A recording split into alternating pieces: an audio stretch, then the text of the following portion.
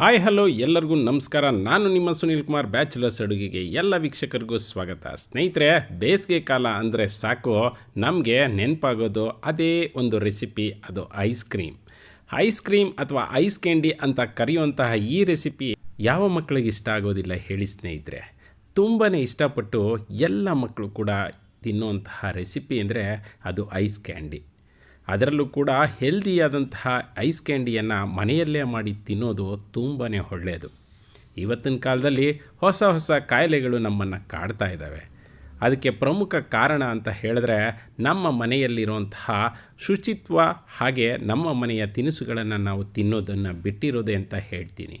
ಹಾಗಾಗಿ ನಮ್ಮ ಮನೆಯಲ್ಲೇ ಈ ರೀತಿ ಐಸ್ ಕ್ಯಾಂಡಿ ತಿನ್ನೋದು ಆರೋಗ್ಯಕ್ಕೂ ಅನುಕೂಲಕರ, ಹಾಗೆ ಕಾಸನ್ನು ಕೂಡ ಉಳಿಸ್ಬೋದು ಅಂತ ಹೇಳ್ತಾ ವಿಡಿಯೋ ಆರಂಭಿಸೋಣ ಬನ್ನಿ. ಮೊದಲನೇದಾಗಿ ನಾನು ಇಲ್ಲೊಂದು ಕುಕ್ಕರನ್ನು ತೊಗೊಂಡಿದ್ದೀನಿ, ಸ್ವಲ್ಪ ನೀರು ಹಾಕ್ಕೊಂಡಿದ್ದೀನಿ. ನೀರು ಕಾದ ನಂತರ ನಾನು ಸುಮಾರು ಒಂದು 5 ಕ್ಯಾರೆಟನ್ನು ತೊಗೊಂಡು ಕ್ಲೀನಾಗಿ ತೊಳೆದು ಅದರ ಮೇಲ್ಗಡೆಯ ಸಿಪ್ಪೆಯ ಭಾಗವನ್ನು ಒರೆದು ಅದನ್ನು ಕಟ್ ಮಾಡಿ ಅದನ್ನು ಹಾಕ್ಕೊಂಡಿದ್ದೀನಿ. ಇದನ್ನು ಕೂಗಿಸ್ಕೊಂಬರೋಣ. ಇದು ಸುಮಾರು 3 ಬಾರಿ ಕೂಗಲಿ ಸ್ನೇಹಿತರೆ.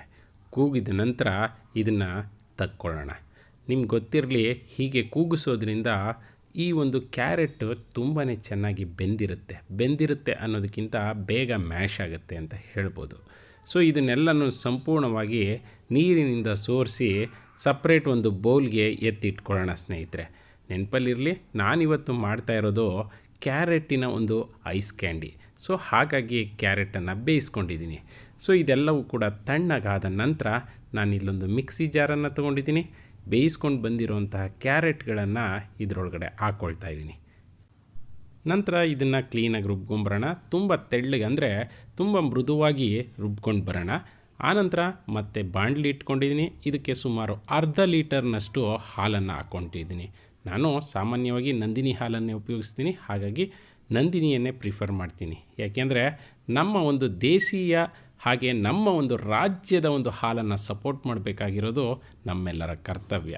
ಸೊ ಇದೆಲ್ಲವೂ ಕೂಡ ಚೆನ್ನಾಗಿ ಕುದೀಲಿ. ನೋಡಿ, ಒಂದು ಕುದಿ ಬರ್ತಾ ಇದ್ದ ಹಾಗೆ ನಾವೀಗ ಏನು ಮಾಡ್ಕೊಂಡು ಬಂದಿದ್ದೀವಿ ಪೇಸ್ಟು, ಅಂದರೆ ಕ್ಯಾರೆಟಿನ ಪೇಸ್ಟ್, ಇದನ್ನು ಇದರೊಳಗಡೆ ಹಾಕ್ಕೊಳ್ಳೋಣ ಸ್ನೇಹಿತರೆ. ಇದರೊಳಗಡೆ ಹಾಕ್ಕೊಂಡು ಇದನ್ನು ಕ್ಲೀನಾಗಿ ಮಿಕ್ಸ್ ಮಾಡ್ಕೊಳ್ಳೋಣ. ಕ್ಯಾರೆಟಿನ ಒಂದು ಅಂಶ ಏನಿದೆ ಹಾಲಲ್ಲಿ ಸಂಪೂರ್ಣವಾಗಿ ಮಿಕ್ಸ್ ಆಗಲಿ. ಆ ರೀತಿಯಲ್ಲಿ ಇದು ಚೆನ್ನಾಗಿ ಕುದಿಬೇಕು ಸ್ನೇಹಿತರೆ. ಹಾಲಿನ ಪ್ರಮಾಣ ಮತ್ತು ಈ ಒಂದು ಕ್ಯಾರೆಟಿನ ಪ್ರಮಾಣ ಎರಡೂ ಮಿಕ್ಸ್ ಆದಾಗ ನೋಡಿ, ಕಾಣಿಸ್ತಾ ಇದೆಯಲ್ಲ, ಆ ಕಲರ್ ಬರುತ್ತೆ. ಸೊ ಆನಂತರ ಇದಕ್ಕೆ 1 ಕಪ್ನಷ್ಟು ಸಕ್ಕರೆ, ಇದು ಸುಮಾರು ಒಂದು 200 ಗ್ರಾಮ್ನಷ್ಟು ಇರಬಹುದು, ಹಾಕಿ ಅದನ್ನು ಕ್ಲೀನಾಗಿ ಕಲ್ಕೋಣ. ಯಾಕೆಂದರೆ ಈ ಒಂದು ಸಕ್ಕರೆ ಹೋಗಿ ಕೆಳಗಡೆ ಕೂತ್ಕೊಂಡ್ಬಿಡುತ್ತೆ. ಹಾಗಾಗಿ ಸಕ್ಕರೆ ಸಂಪೂರ್ಣವಾಗಿ ಕರಗದ ನಂತರ ನಾನು ಇಲ್ಲಿ ಯೂಸ್ ಮಾಡ್ತಾಯಿದ್ದೀನಿ ತುರಿಯನ್ನು ಯೂಸ್ ಮಾಡ್ತಾಯಿದ್ದೀನಿ. ಕೊಬ್ಬರಿ ತುರಿ ಇಲ್ಲ ಅಂದರೆ ಏನು ಬೇಜಾರೇನಿಲ್ಲ, ತೆಂಗಿನಕಾಯಿ ತುರಿ ಕೂಡ ಯೂಸ್ ಮಾಡ್ಬೋದು, ಅದು ಇನ್ನೂ ತುಂಬಾ ಚೆನ್ನಾಗಿರುತ್ತೆ. ಸೊ ಸುಮಾರು ಒಂದು ಅರ್ಧ ಕಪ್ನಷ್ಟು ಕೊಬ್ಬರಿ ತುರಿಯನ್ನು ಇದಕ್ಕೆ ಹಾಕ್ಕೊಳ್ತಾ ಇದ್ದೀನಿ. ಹಾಕ್ಕೊಂಡು ಅದನ್ನು ಕೂಡ ಕ್ಲೀನಾಗಿ ಮಿಕ್ಸ್ ಮಾಡೋಣ. ಈ ಕೊಬ್ಬರಿ ತುರಿ ಮತ್ತು ತೆಂಗಿನಕಾಯಿ ತುರಿ ಹಾಕೋದ್ರಿಂದ ಆ ಒಂದು ಐಸ್ ಕ್ಯಾಂಡಿಯನ್ನು ನಾವು ಚೀಪ್ತಾ ಇದ್ದರೆ ಅಥವಾ ಅದನ್ನು ತಿಂತಾಯಿದ್ರೆ ಮಧ್ಯೆ ಸ್ವಲ್ಪ ಆ ಒಂದು ಕಾಯಿ ಅಂಶ ಬಂದರೆ ಟೇಸ್ಟ್ ಡಬಲ್ ಆಗುತ್ತೆ. ಸೊ ಆನಂತರ ನಾನು ಇಲ್ಲಿ ತೊಗೊಂಡಿದ್ದೀನಿ ಬಾದಾಮಿಯನ್ನು, ಅದನ್ನು ಕೂಡ ಸಣ್ಣದಾಗಿ ಹಚ್ಕೊಂಡು ಬಂದಿದ್ದೀನಿ, ಅದನ್ನು ಕೂಡ ಇದಕ್ಕೆ ಹಾಕ್ಕೊಳ್ತೀನಿ. ಅದ್ರ ಜೊತೆಗೆ ನಾನಿಲ್ಲಿ ಪಿಸ್ತಾ ಹಾಕೋಬಹುದು, ಅದ್ರ ಜೊತೆಗೆ ನಾನಿಲ್ಲಿ ಹಾಕ್ಕೊಳ್ತಾ ಇದ್ದೀನಿ ಗೋಡಂಬಿಯ ಪೀಸ್ಗಳನ್ನು. ಸೊ ಅದನ್ನು ಕೂಡ ತುಂಬ ಸಣ್ಣದಾಗಿ ಕಟ್ ಮಾಡ್ಕೊಂಡು ಬಂದಿದ್ದೀನಿ. ನೀವು ಪಿಸ್ತಾ, ಬಾದಾಮಿ, ಗೋಡಂಬಿ ಮೂರನ್ನೂ ಕೂಡ ಬಳಸಬಹುದು. ಆನಂತರ ಇದಕ್ಕೆ ಲಿಡ್ಡನ್ನು ಮುಚ್ಚಿ ಸುಮಾರು 5 ನಿಮಿಷಗಳ ಕಾಲ ಇದು ಹಾಗೆ ಕುದಿಯಲಿ. ಏಕೆಂದರೆ ಎಲ್ಲವೂ ಕೂಡ ಆ ಒಂದು ಏನಂತ ಹೇಳ್ತೀವಿ, ಆ ಒಂದು ರೆಸಿಪಿಯ ಒಂದು ಶೈಲಿಗೆ ಬರಬೇಕು. ಅಂದರೆ ಆ ಒಂದು ಬಾದಾಮಿ ಇರ್ಬೋದು, ಗೋಡಂಬಿ ಇರ್ಬೋದು, ಪಿಸ್ತಾ ಇರ್ಬೋದು, ತೆಂಗಿನಕಾಯಿ ಇರ್ಬೋದು, ಮತ್ತು ಹಾಲು, ಕ್ಯಾರೆಟು ಇವೆಲ್ಲವೂ ಕೂಡ ಚೆನ್ನಾಗಿ ಒಳಗಡೆ ಬೇಯಬೇಕು. ನೋಡಿ, ಬೇಯ್ತಾ ನಾನು ಹಾಕ್ಕೊಂಡಿದ್ದಂಥ ಹಾಲಿಗಿಂತ ಅರ್ಧ ಭಾಗದಷ್ಟು ಆಗಿದೆ. ಸೊ ಸುಂಡೋಗಿದೆ ಅಂತ ಹೇಳ್ಬೋದು. ಸೊ ಇದು ಸುಂಡಿದ ನಂತರ ಇದನ್ನು ಸೈಡ್ಗೆ ಎತ್ತಿಟ್ಕೊಳ್ಳೋಣ. ನೆನಪಲ್ಲಿರಲಿ ಸ್ನೇಹಿತರೆ, ಇದು ಇನ್ನಷ್ಟು ತಣ್ಣಗಾದ ಮೇಲೆ ಮತ್ತೆ ಗಟ್ಟಿಯಾಗುತ್ತೆ. ಮತ್ತು ನಾನಿಲ್ಲಿ ನಮ್ಮ ಮನೆಯಲ್ಲೇ ಸಿಗೋವಂತಹ ಏನು ಗ್ಲಾಸಸ್ ಅಥವಾ ಲೋಟಗಳು ಅಂತ ಏನು ಹೇಳ್ತೀವಿ, ಈ ಸ್ಟೀಲ್ ಗ್ಲಾಸಸ್ನ ಇಲ್ಲಿ ತೊಗೊಳ್ತಾ ಇದ್ದೀನಿ. ಆ ಸ್ಟೀಲ್ ಗ್ಲಾಸಲ್ಲಿ ಮಾಡೋವಂಥ ಐಸ್ ಕ್ಯಾಂಡಿ ತಿನ್ನೋ ಮಜಾನೇ ಬೇರೆ ಸ್ನೇಹಿತರೆ. ಈಗ ನಾವು ಮಾಡ್ಕೊಂಡು ಬಂದಿರೋದನ್ನು ಇದರೊಳಗಡೆ ಹಾಕ್ಕೊಳ್ತಾ ಹೋಗೋಣ. ಸಂಪೂರ್ಣವಾಗಿ ಗ್ಲಾಸ್ ತುಂಬ ಹಾಕ್ಕೊಂಡ್ರೆ ಚೆನ್ನಾಗಿರೋದಿಲ್ಲ, ಯಾಕೆಂದರೆ ಅದು ತುಂಬಾ ಜಾಸ್ತಿ ಆಗಿಬಿಡುತ್ತೆ. ಸೊ ಮುಕ್ಕಾಲು ಗ್ಲಾಸ್ನಷ್ಟು ಹಾಕ್ಕೊಂಡ್ರೆ ಸಾಕಾಗುತ್ತೆ. ಪ್ರತಿಯೊಂದು ಗ್ಲಾಸ್ಗೂ ಕೂಡ ಹೀಗೆ ಹಾಕ್ಕೊಂಡು ಬಂದಿದ್ದೀನಿ. ಅನಂತರ ಇದರ ಮೇಲೆ ಮುಚ್ಚೋದಕ್ಕೆ ಏನಪ್ಪ ನಾವು ತೊಗೊಳ್ಳೋದು ಅಂತ ಚಿಂತೆ ಬೇಡ. ಈ ಥರದ ಪೇಪರು ಅಂದರೆ ಸಿಲ್ವರ್ ಪೇಪರ್ ಅಂತ ಹೇಳ್ಬೋದು, ಇದನ್ನು ಅಂಗಡಿಯಲ್ಲಿ ಸಿಗುತ್ತೆ. ಇದು ಸಿಕ್ಕಲಿಲ್ಲ ಅಂದರೂ ತಲೆನೋವಿಲ್ಲ. ನಮ್ಮ ಮನೆಯಲ್ಲೇ ಯಾವುದಾದ್ರೂ ಪ್ಲಾಸ್ಟಿಕ್ ಪೇಪರ್ ಇದ್ದರೆ ಅದನ್ನೇನೇ ಕ್ಲೀನಾಗಿ ಸ್ಕ್ವೇರ್ ಟೈಪಲ್ಲಿ ಕಟ್ ಮಾಡಿ ಆ ಒಂದು ಗ್ಲಾಸ್ಗೆ ಸಂಪೂರ್ಣವಾಗಿ ಮುಚ್ಚೋ ರೀತಿಯಲ್ಲಿ ಮಾಡಿಕೊಂಡು ಅದಕ್ಕೆ ರಬ್ಬರ್ ಬ್ಯಾಂಡ್ ಹಾಕ್ಕೊಂಡ್ರೆ ಸಾಕಾಗುತ್ತೆ. ಈ ಥರ ಸಿಲ್ವರ್ ಪೇಪರ್ ಆದರೆ ರಬ್ಬರ್ ಬ್ಯಾಂಡಿನ ಅವಶ್ಯಕತೆ ಇರೋದಿಲ್ಲ. ನೋಡಿ, ಹಾಗೆ ಹಿಂಗೆ ಹಂಗ್ಬಿಟ್ರೆ ಅದೇ ಹಂಗೆ ಕಚ್ಕೊಳ್ಳುತ್ತೆ. ಸೊ ಈ ಥರ ಮಾಡಿದ್ಮೇಲೆ ಇದ್ರ ಮೇಲ್ಗಡೆ ಒಂದು ತೂತು ಮಾಡ್ಕೊಳ್ಬೇಕಾಗುತ್ತೆ. ತೂತನ್ನು ಕೂಡ ಏನು ಮಾಡ್ಬೋದು ಅಂದರೆ, ನೀವು ಒಂದು ಏನು ಚಾಕು ತೊಗೊಂಬಿಟ್ಟು ಆ ಮಧ್ಯದಲ್ಲಿ ಒಂದು ಸುಮ್ಮನೆ ಹಿಂಗೆ ಚುಚ್ಚಿದ್ರೆ ಸಾಕು, ಅದು ಓಪನ್ ಆಗುತ್ತೆ. ಆದರೆ ನೀವು ಪ್ಲ್ಯಾಸ್ಟಿಕ್ಕದು ಮನೆಯಲ್ಲೇ ಇರೋವಂಥ ಕವರ್ ಆದರೆ ಸ್ವಲ್ಪ ಕಷ್ಟಪಡಬೇಕಾಗುತ್ತೆ. ಇದಕ್ಕೇನಿಲ್ಲ, ಸುಮ್ಮನೆ ಹಿಂಗಂದರೆ ಹಂಗೆ ತೂತು ಆಗುತ್ತೆ. ಆಮೇಲೆ ಈ ಥರದ ಕಡ್ಡಿಗಳು ನಿಮಗೆ ಅಂಗಡಿಯಲ್ಲಿ ಸಿಗುತ್ತೆ. ಎಲ್ಲ ಒಂದು ಬುಕ್ ಸ್ಟಾಲಲ್ಲಿ ಇದು ಸಿಗುತ್ತೆ, ಮಕ್ಕಳಿಗೆ ಅಂತ ಇಟ್ಟಿರ್ತಾರೆ. ಸೊ ಇದನ್ನು ತೊಗೊಂಡು ಬಂದು ಈ ಥರ ಇಟ್ಕೊಂಡ್ರೆ ಆಯಿತು. ಸೊ ಎಲ್ಲವನ್ನು ಕೂಡ ಹೀಗೆ ಮಾಡ್ಕೊಂಬರೋಣ. ತುಂಬಾ ಟೇಸ್ಟಿಯಾಗಿರುತ್ತೆ. ಕ್ಯಾರೆಟ್ ಒಂದು ಐಸ್ ಕ್ರೀಮ್ ಅಂದರೆ ತುಂಬಾ ಚೆನ್ನಾಗಿರುತ್ತೆ. ಅದರಲ್ಲೂ ಕೂಡ ಕ್ಯಾರೆಟ್ ನಿಮಗೆಲ್ಲ ಗೊತ್ತಿರೋ ಹಾಗೆ ಮಕ್ಕಳ ಆರೋಗ್ಯಕ್ಕೆ ತುಂಬಾ ಅನುಕೂಲಕರ.